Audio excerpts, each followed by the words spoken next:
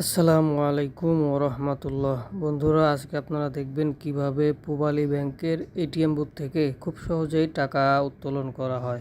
প্রথমে আপনার এটিএম কার্ডটি বুথে প্রবেশ করাতে হবে। অবশ্যই আপনার কার্ডের সিম কার্ডের মতো অংশটি উপরে রেখে বুথে প্রবেশ করাতে হবে। এখন আপনার পিন নাম্বারটি নির্ভুলভাবে এখানে লিখতে হবে।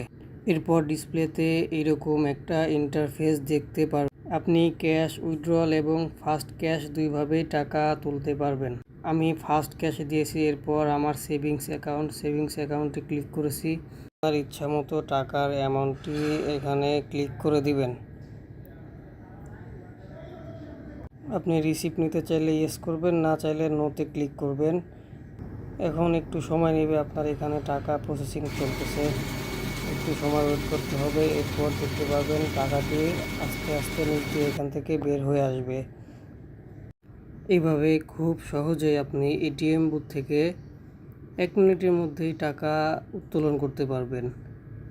এটিএম বুথ থেকে টাকা উত্তোলন করা খুবই সহজ।